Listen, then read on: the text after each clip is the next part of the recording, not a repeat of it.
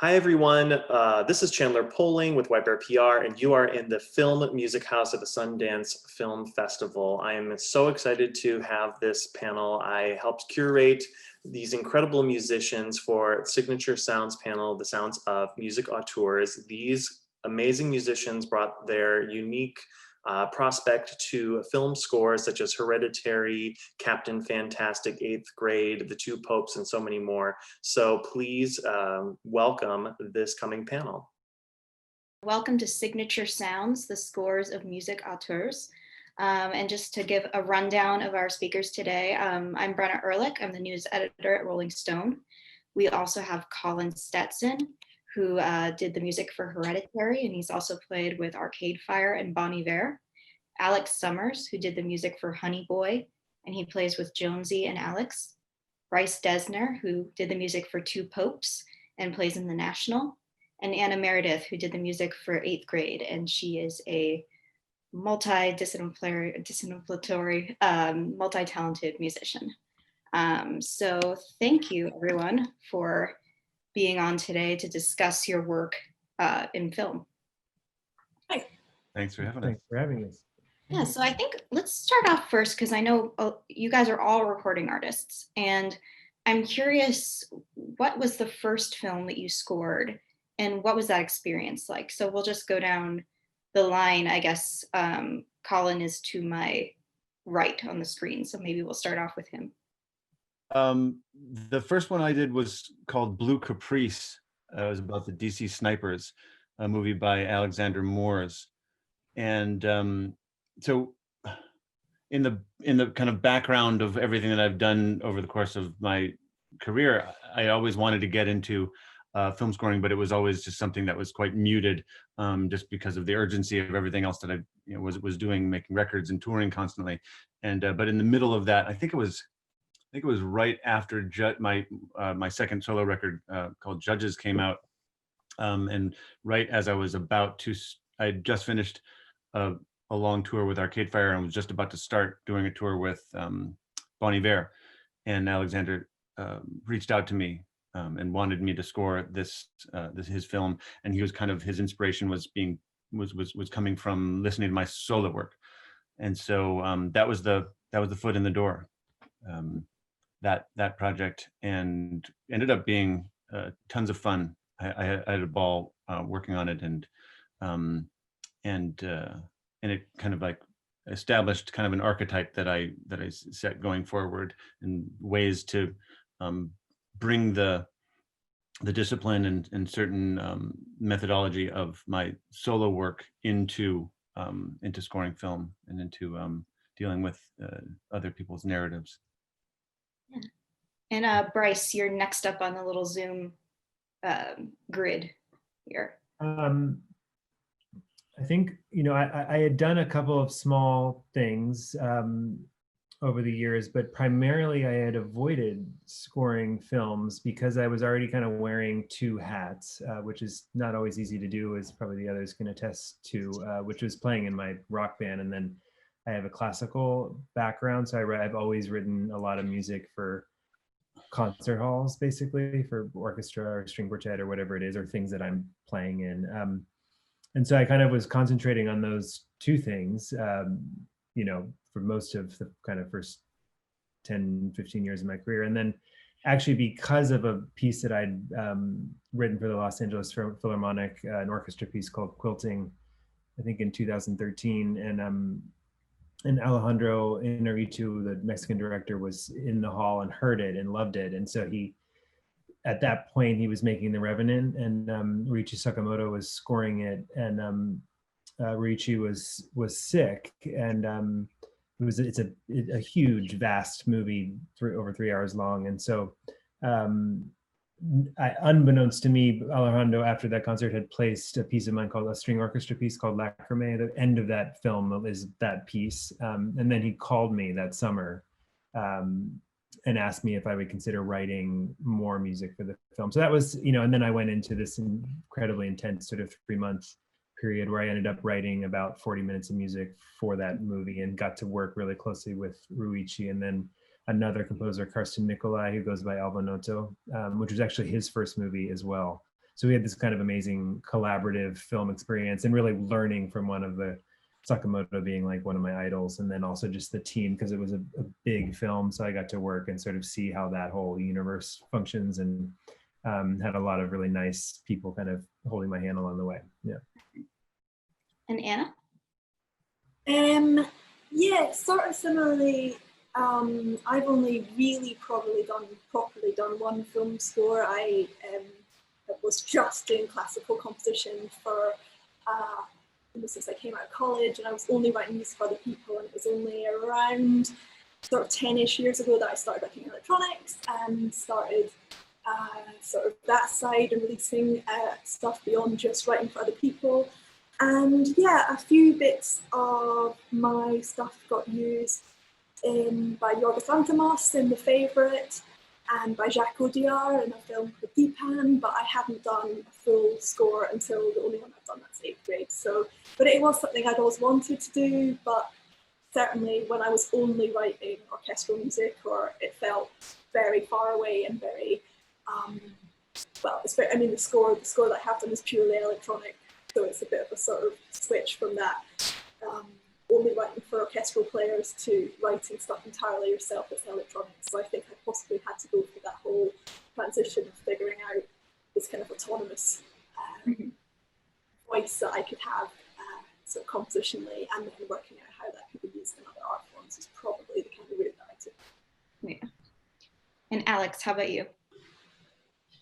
Yeah, I had a pretty similar path as the others. Like some filmmakers were starting to use music that I'd already made and released as like temp music, or like music that was maybe in the right like atmosphere of something they wanted. So first film I scored was like 5 years ago, and like called Captain Fantastic, and it was really fun. I got brought in really early, you know, when they were still shooting, and we had all these mood boards and made so much music and had 10 months to do it. So that was a really nice, gentle way to go into it. It's not always that luxurious time-wise. But yeah, I think I connect to how everyone else said, like the blueprint of your outside music, it's not made for film, kind of fortunately like steered the way I've been working, you know, because I just try to be myself, not necessarily try to be a jack of all trades and make music that sounds like film music, just make music that maybe sparks something interesting to picture. It's just cool and creative, and just always experimenting the same way we do when we're just making music. I mean, building off of that, I'm just posing a question to everyone. You know, working as a recording artist is obviously like a different muscle to flex than working as a composer. And I'm wondering what lessons you've taken from making your own music and being a recording artist, and then applied to making music.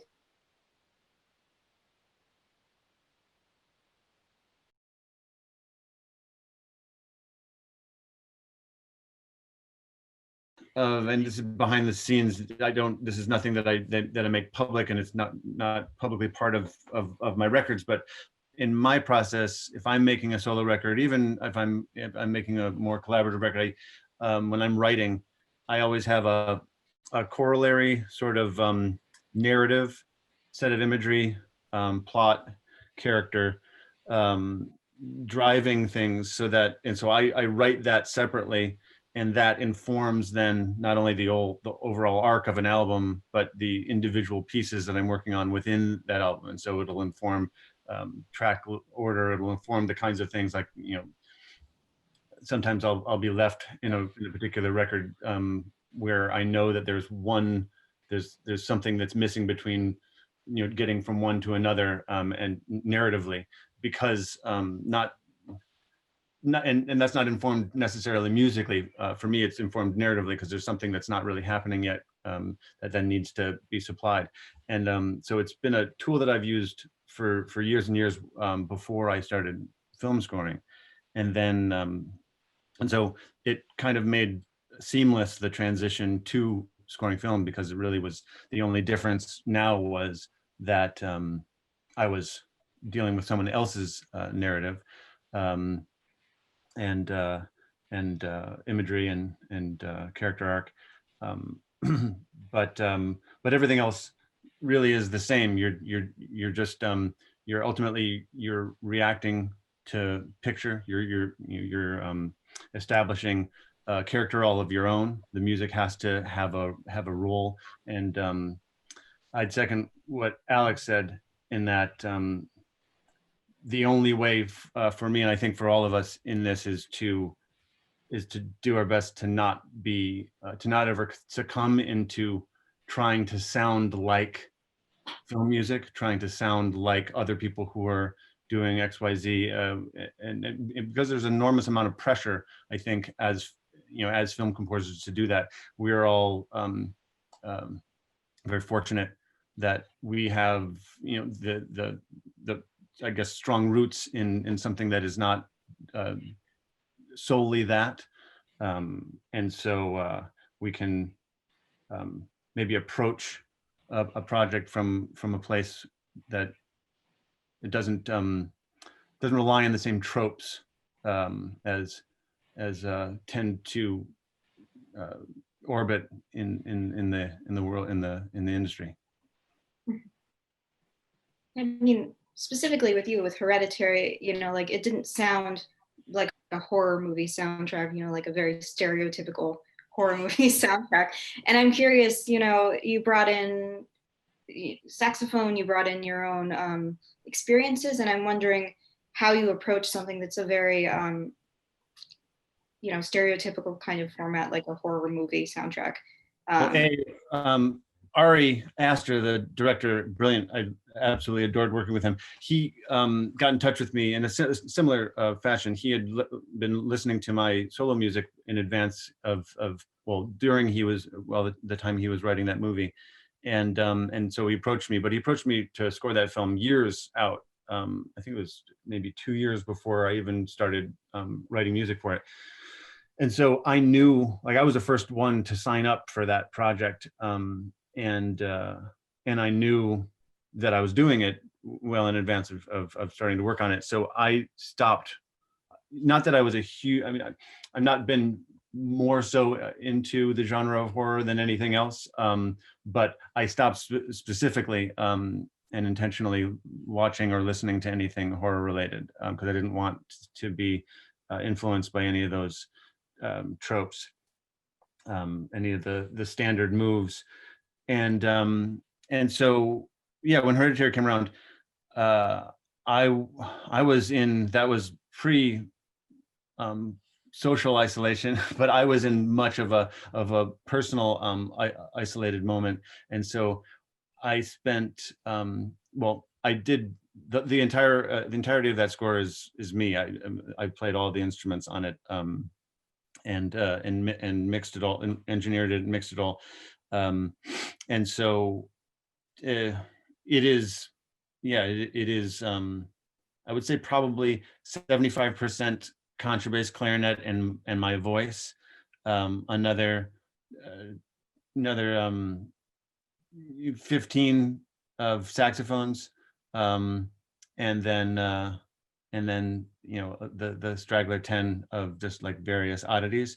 But I tend to try to root my my composition in the things that, in things that I play, even in something like the last I did a series of TV series called Barkskins last year, which I really adored, and a movie called Color Out of Space. Probably definitely the two projects I've done that have the most strings in them. But even for something like that, where I'm dealing with the only instrument that I usually don't play myself on a score, I chose to write the majority of them rather than writing to paper primarily, or writing with keyboard primarily. I use my own voice, and so so that my melodic and harmonic sensibilities are still coming from the same place as they will be coming from, when I'm making solo music, or making something like Hereditary, which is so much of it is vocally generated. And so then transcribing all of the vocal parts for strings, and so then the strings get to have a very aqueous and untethered quality to them that I really enjoy. So yeah, I just, as Alex said, I think the best thing about the job is that you just get to constantly play, and that's the challenge of it, is that every time you have a new project, you have to figure out what its character is, what makes it unique, how can you fashion and craft together a sound and a character out of just the ether. And so the beginning of any project to me is both like nerve-wracking and also profoundly like joyous, because you get to be a kid and you just get to just throw things all around the room day in, day out, and find what new, what grows. And it's full of surprises, which, yeah, I enjoy. Yeah, I guess, does anyone else have any examples of like something we'd be surprised to hear was part of your soundtrack, like an instrument or a sound or something of that nature? And maybe a thing that I do is when I'm writing anything, whether it's like an orchestral piece or a remix or anything, I draw these like maps that look a bit like these.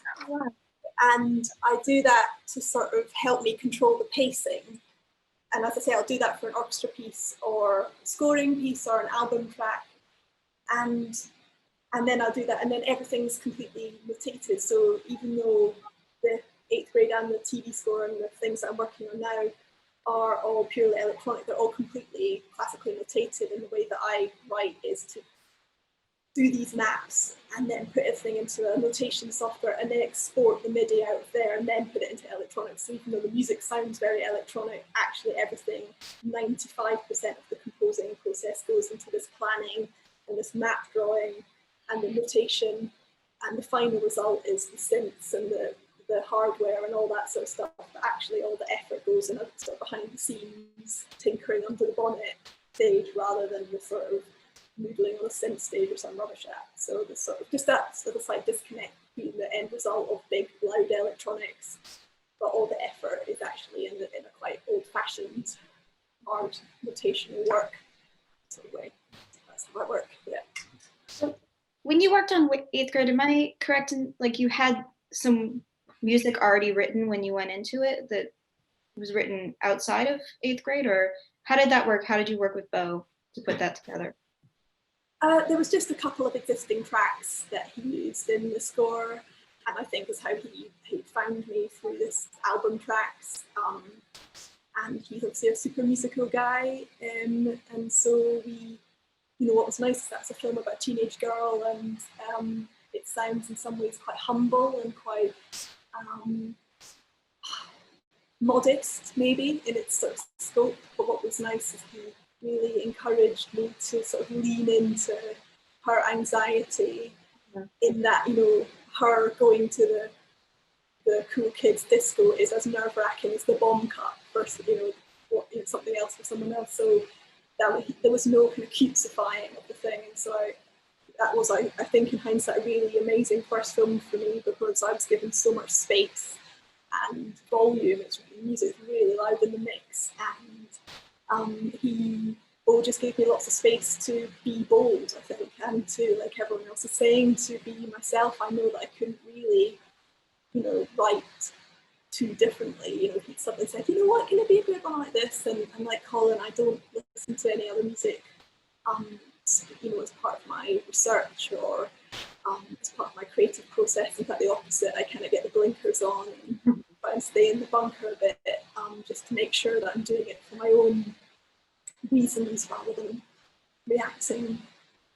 Though it is, of course, a collaboration that is a bit different. You can't, there's seams to hit and things you function you need to help with, which is an adjustment. I find that after, at that point, maybe 20 years of just writing purely for myself, that you have to slightly put your ego a little bit aside when you say, like, yeah, that's great, but actually can it just end 5 seconds earlier? And you find yourself going, yeah, but actually the beat cycles won't work, and you're like giving some sort of like really tedious point about how it's not, and then you have to get over yourself and be like, okay, don't worry, I'll figure it out. So yeah, anyway,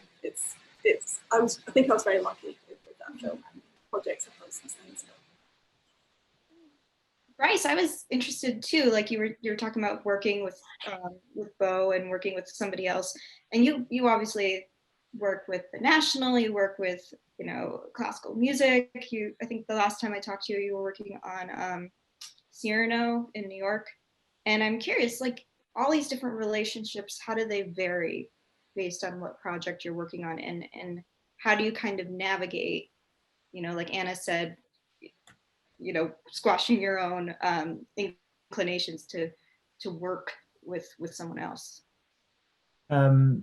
Yeah, I mean, you know, I think for me, I really hear what Anna said about you know, going from kind of a classical environment where you really have to deliver a finished score. And in fact, like the less finished it is, the more difficult it often is with the musicians or the orchestra or something. You know, you really have to see the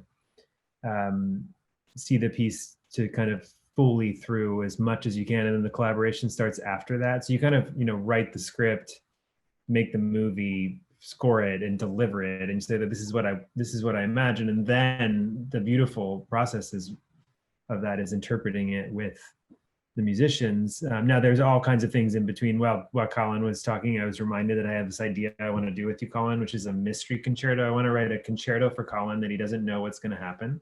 We've been talking about that for a long time. That's the best idea I ever had. You're going to show up with your instruments, and there's going to be an orchestra, and then they're going to play, and you're going to react. I'm going to do it. So. Oh, does this involve me sight reading? But to go. No. You have to. You're improvising. Get back to my college days, and yeah.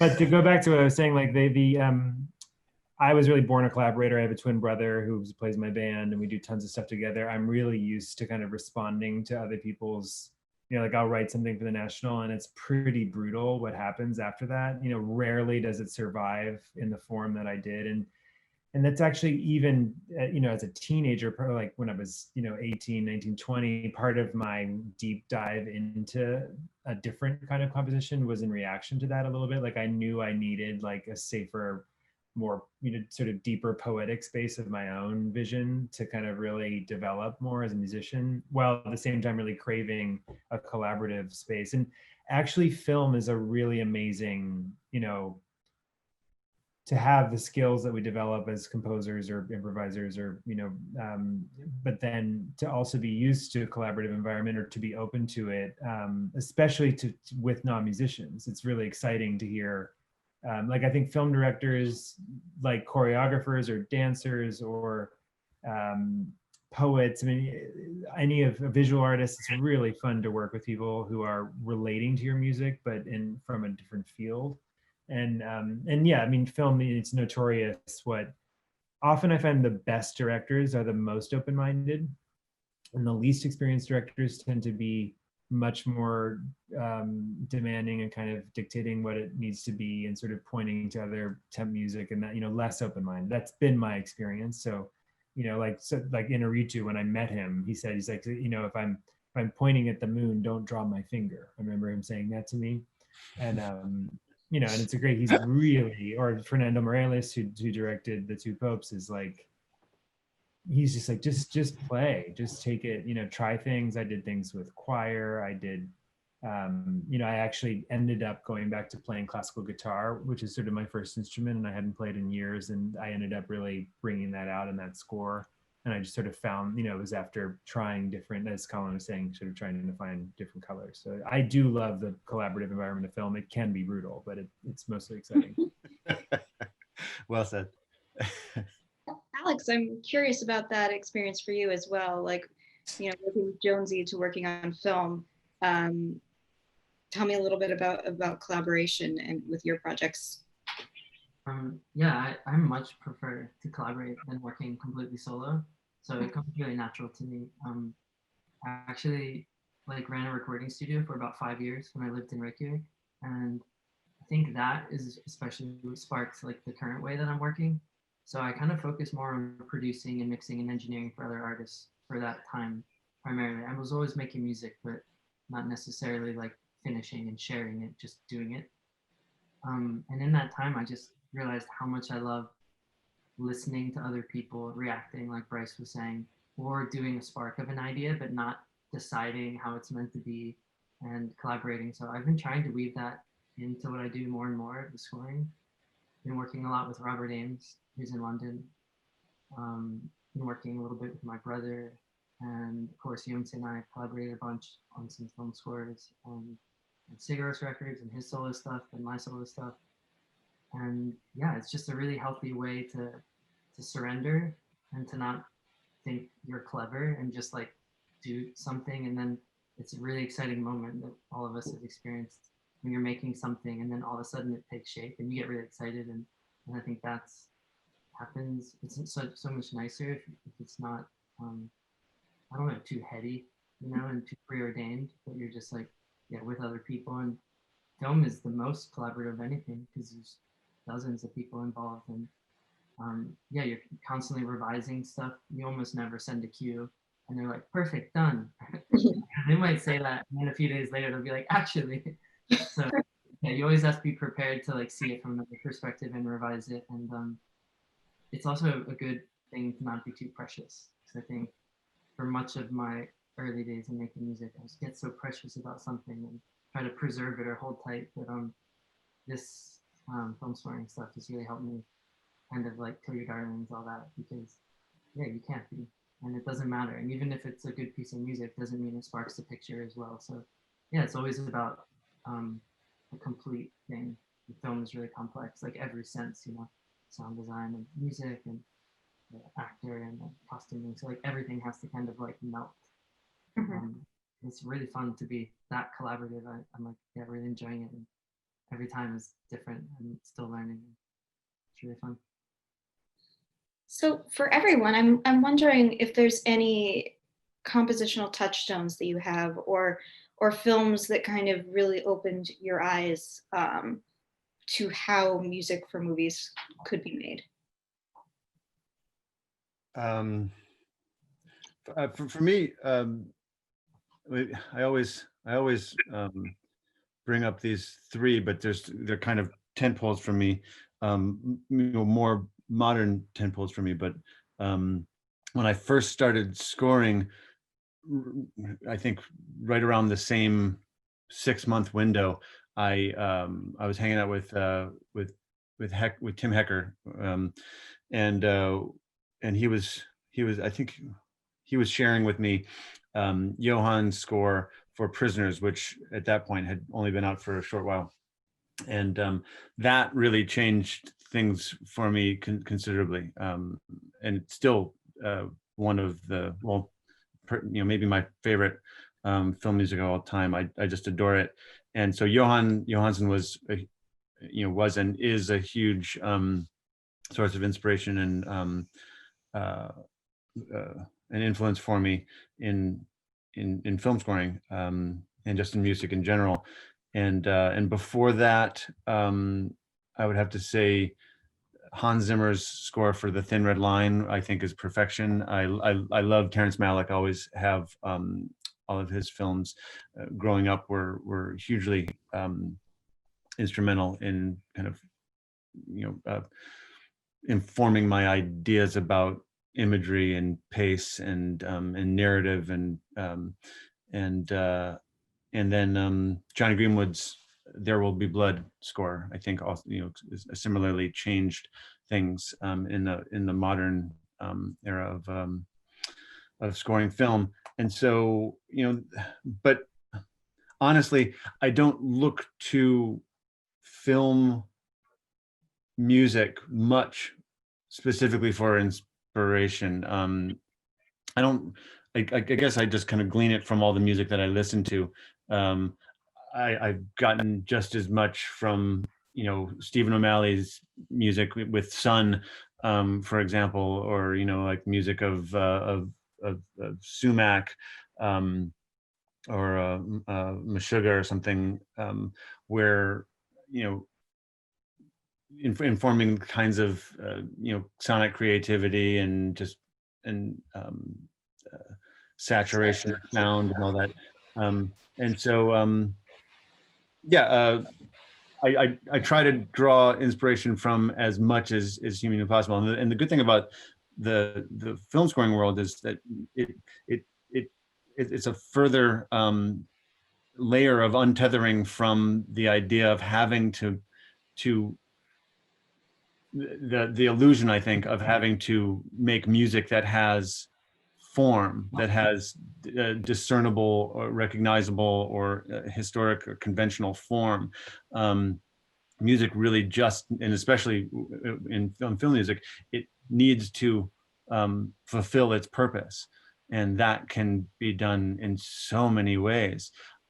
So I get, I think it might sound trite, but I get just as much inspiration musically from walking alone in a forest at night than I do listening to a piece of music that I find exciting. So. Anyone else? I mean, I think I also feel that, I tend to find inspiration outside of film music more. There's obviously the films that Colin mentioned are incredible, or I think of the Fellini films or all of Ennio Morricone's scores as just like the classic. I mean, I mentioned Sakamoto. That was a kind of curious experience where I got to like start in a kind of masterclass situation with someone who is so incredible and actually write over his cues. I mean, it was kind of absurd in that way. But, like the music of Steve Reich for me, which is, he has not scored films that I know of, but it's often used in films. And he's someone that I've worked with. So that,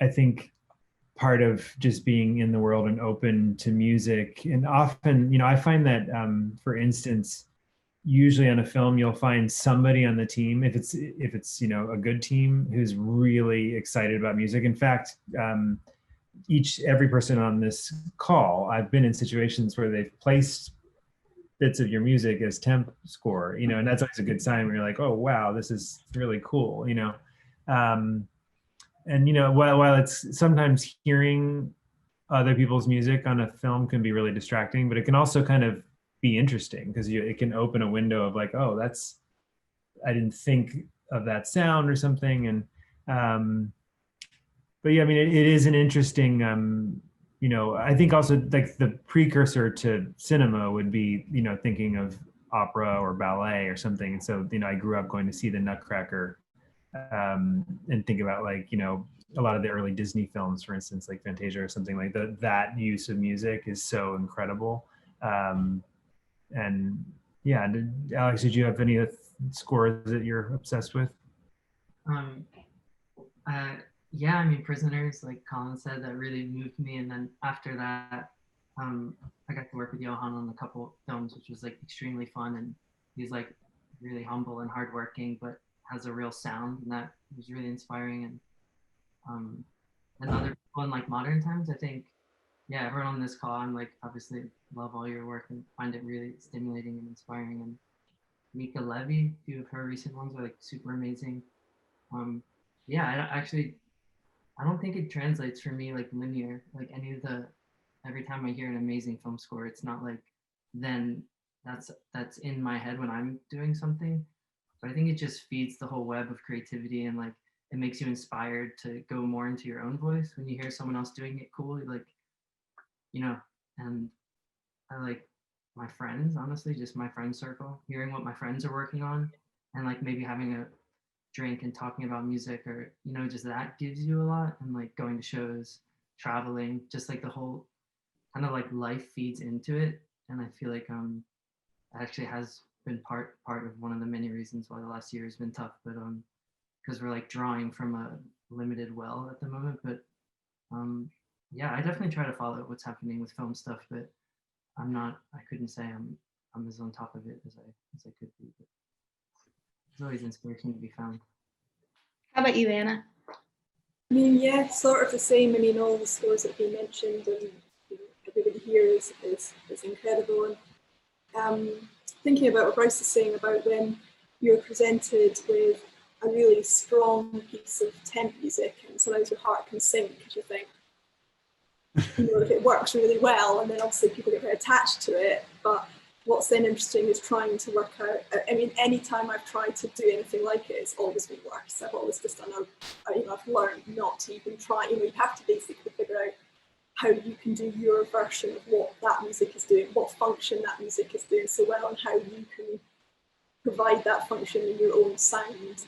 And, you know, and that can then lead to really interesting discussions with people about purpose of, you know, narrative, of direction, and, you know, and very untechnical stuff. And a lot of people sort of say it needs to be more emotional. And you're thinking, what are you talking about? It's absolutely, you know, brimming full of emotion or whatever. It's completely subjective, weird discussions about some, you know, nebulous quality. But I've definitely found it interesting when there is a bit of temp music, existing temp music that works really well, trying to just distance yourself and think, okay, I love this, you know, it's great. And that's sometimes been how I've discovered other people's music, it's been through these temp suggestions, because I'm, embarrassingly incurious personally about going to hearing new music. I go hear stuff through friends or recommendations or gigs or festivals that I play at, but I don't seek out a lot when I'm writing, which is most of the time. So yeah, you have to sort of find a way to, I think, take on the function of what you're going to do, but then ultimately distance yourself too much from the actual detail of what someone else's music is doing, if you're going to try and be true to your own way of writing and just clean slate, say, okay, what this thing is doing well is building up at this time, or deep, you know, falling apart but keeping tension, and I'm just going to follow that function by my own voice. Yeah, I just take the dynamic map to try to make, don't be swayed by anything else, but it's hard to deviate that, right? If there's a temp and it has a swell or a dip and then you ignore it, they're going to be like, what happened? Because I think we have a little bit more time left, and for this, I just want to know if anyone has any questions for anyone else on this call, because it seems like you guys, some of you know each other, some of you don't, and I'm curious what you guys would like to know from each other. When are we going to get this quartet together? This is so cool. Be a cool band, yeah. Yeah. No. When is all this isolation going to finish up so that we can always start to act on these inspirations for I new. feel like Anna, you and I might have a concert together in the spring if it happens. Do you know about this? I'm not sure. What concert? Maybe at the South Bank. Oh. Maybe there's a piece of mine with a piece of yours, I think. So that'd be nice. Oh, hopefully it'll happen. Conducting that? What's that? Is Rob conducting that? No, Andre is conducting. Andre de Ritter. Oh, well, he's doing something of mine in a few weeks. Maybe it's in Helsinki. Oh no, South Bank. South Bank, yeah. You know, Anyway. okay. Well, I'm gonna chase that. So maybe we will work on something for that. Yeah. So exciting. One thing I thought about your process, which is really funny, Anna, is like what you're doing is like you're writing notated music that's kind of classical leaning, like you said, and then you output it through MIDI to like synths or computers or modular, whatever you're using for electronics. But I feel like in the last 15 years, that's like literally the opposite. Yeah. Everyone I know and in all my friend circles are like electronic kids, synth kids, modular kids who are like less, maybe like with less orchestration chops and less classical skills, but are like really cool, amazing ears and cool composers. So they like do that and then they can output it to like maybe a string section or a choir or something. And then it kind of like comes to life and it's really thrilling. I think it's really cool that you're kind of doing the opposite. Like you're taking this like form that's been like traditionally like higher or something, like, you know, it's in a nice room and lots of people and they wear nice clothes. And then you're just like outputting it to synths, which have been a lower form of just like nerd, weirdo, dungeon tweaker vibe. Like I think that's really cool.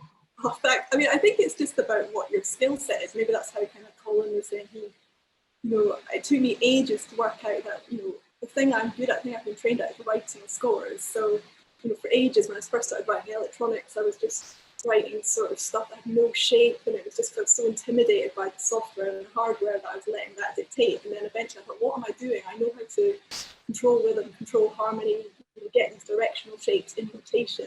So then now this sort of archaic step is working out how to work out what you're okay at or where your skill set is around to make the software or hardware work that way. But yeah, it was a bit of a like, I find it really, I actually do a lot of that also. Really? Even in my band, actually, I do it quite often because the people like it's part of what I can bring to the table, you know. And so I'll do even on some like very, very popular music I worked on this year. There's occasionally things like that where I was like scoring it and then sending it to MIDI, and it's kind of, yeah, it's like you said, just part of it's an interesting toolbox, but it is fun sometimes to go the other way also, to see if you can get the machines to invent some magic and then send it to the score. Apparently Pro Tools is a new, like I haven't seen it yet, but you can play actual acoustic instruments and now export it to MIDI. Have you guys seen this yet? Audio. Pro Tools? What's that? Like, is it just called audio to MIDI? It's like right click on the audio and you can, yeah, it says like send to MIDI, and it actually analyzes your audio and it'll like try to, my brother claims it's quite useful. So we'll see. Yeah, in Logic, it's had that feature for some time, but it's like really janky in my opinion. And I like explored when it first came out, maybe a while ago. So maybe maybe the newer version that Pro Tools has is like actually good. But I was thinking, oh, that would be cool, just like sing and play stuff and then like quickly move it around the sound palette. But it hasn't fallen into MIDI. I'd love to. If it worked well, that would be pretty cool. Yeah. Great. Well, unless anyone has any more questions for each other, this has been wonderful to hear from you guys. Yeah, thanks, Brenna. Nice to see you all. Yeah, it's nice to Great meet to see you. and It's really nice to meet you guys. You're all such heroes. I'm so honored to meet you all. Yeah, I love all your work. It's really fun, and thank you for having me. Great. Well, have a lovely afternoon.